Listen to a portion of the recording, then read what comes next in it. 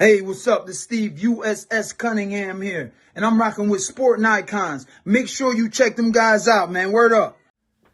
Okay, so each and every month I'll do the heavyweight rankings throughout the 4 major sanctioning bodies, plus a Ring magazine, and of course now I've started our own one, okay, where I'll put out a top 25.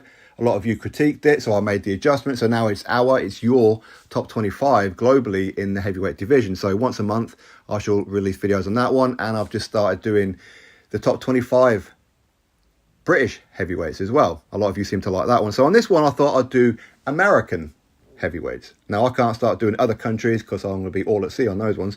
But with America, I can't do a top 25. I could probably do a top 20, but top 25 is a bit of a push for me because we're starting to get into the realms of I don't know who some of them are then. Okay, so I thought I'd keep it safe and do a top 15. So if you are new to this channel, please make sure you subscribe. Drop your comments below. Where do you disagree? Where do you agree? And most importantly, why do you disagree with a couple of these rankings and who should be there? Okay, then I can make the amendments, and then going forward, we can all have an American list of heavyweights that we can all averagely agree with. Listen, we're never going to please everybody.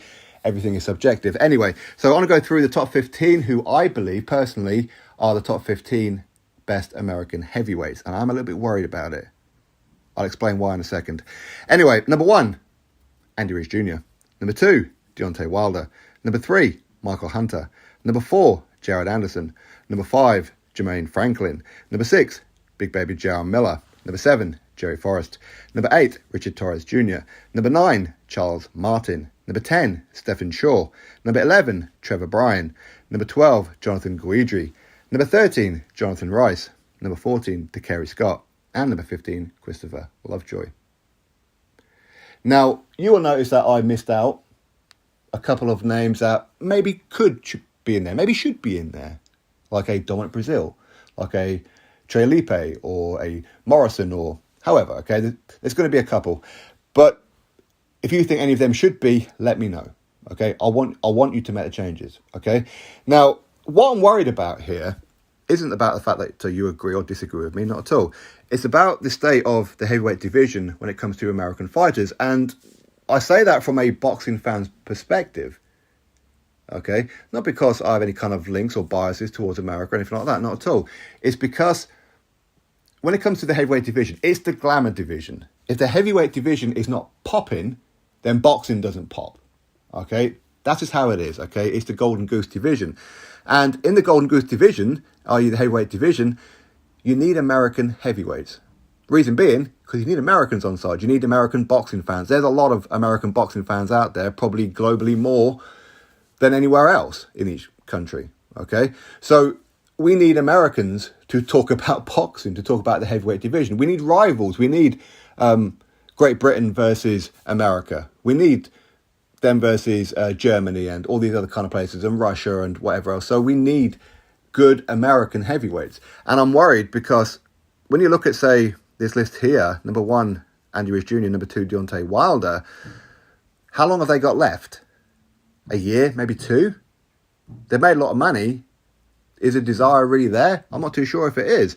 Michael Hunter probably ain't too far behind them. And I get the impression that he's looking for a big payday now. But when I look at this kind of list, I'm looking, well, who's going to be the future here? And I'm looking at, say, Jared Anderson, number 4, and number 8, Richard Torrez Jr. They could be the future of the heavyweight division. For how much longer, we don't know. But out of all the American heavyweights, they're the 2. And once upon a time, well, not even a year ago, we were looking at the likes of Michael Coffey. Maybe he could be one, and people like that, and Nkosi Solomon and whatever else. But when it comes down to these 2, could they go on and set alight the heavyweight division? Yeah, maybe. But what if they don't? Because again, you see, I'm hearing that Jared Anderson, maybe in his next fight or the one after then, he could be fighting another top-ranked heavyweight, whether it be F.A. Jagba or Arsenbek Makhmudov. What if he don't win that? Now, I'm okay with fighters not always winning, okay? I'm okay if they take a loss once in a while, okay?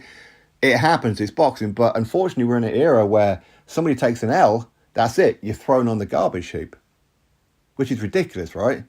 But that's just how boxing fans are now. You take a loss, regardless of who it is that you lost to and how you lost and whatever else, you're thrown on the scrap heap.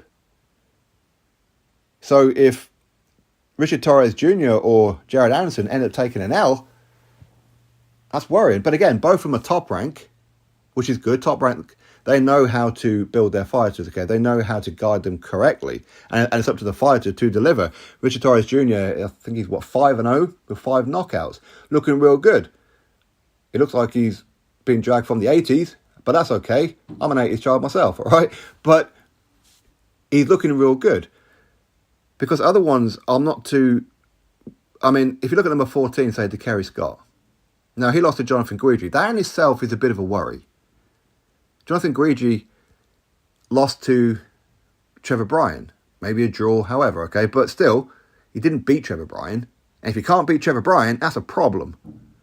That's a problem. To Kerry Scott, listen, he's a young lad, he's a young man, but he's got far, far, far too much weight on him. That worries me. It does worry me. So, yeah, I am worried about the state of the American heavyweight division going forward.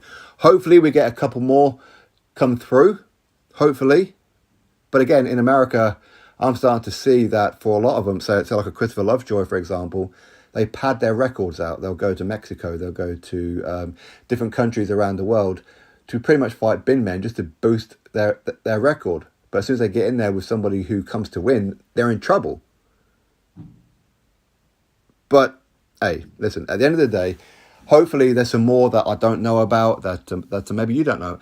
Maybe you do know about them. Maybe you could see a couple of heavyweights out there that's soon going to be announcing themselves on the big stage that could rival a Jared Anderson, that could rival Richard Torrez Jr. And again, you see, this ranking here is not a case of who I believe would beat who. Just because I've got Andy Ruiz Jr. ranked at number 1 doesn't mean that I don't think Wilder would beat Andy Ruiz Jr., because I do. But it's just that Andy Ruiz Jr. has defeated an Anthony Joshua, something that a Wilder hasn't done. He hasn't beaten anybody as good as Anthony Joshua. Deontay Wilder's best win is Luis Ortiz. Andy Ruiz Jr. is also beating him. Okay? But again, you see, I can look at, say, for example, number 4, Jared Anderson. Okay, it's a prospect at this stage, but already, can I see him beating Wilder? Yeah, I could see Jared Anderson beating Deontay Wilder right now. But you put him in there with Andy Ruiz Jr., I think Andy Ruiz Jr. beats Jared Anderson. Right now. Even though I've just said that Andy Ruiz Jr. would beat Wilder. Okay? But that's just the styles. That's just purely how I see it. Likewise with Michael Hunter. I think Michael Hunter could beat Jared Anderson. I think Michael Hunter could beat Deontay Wilder and Andy Ruiz Jr. He could. Not to say he would, but he could. I'd like to start seeing some of these fights. I would. I'd like to see... I mean, I don't know why Andy Ruiz Jr. and Deontay Wilder haven't got their fight on yet. You know, it was ordered back in, November by WBC. And WBC are just quite happy for them to just ignore the order. They've given them no kind of time constraints or anything. But anyway, listen, that's my top 15. Please let me know where you agree, where you disagree. I'll make the amendments. I'll put out another video on it. And then going forward, once a month, I'll release the new top 15 as and when fighters fight with all the changes. Drop your thoughts below. Click thumbs up, subscribe. Catch you next video.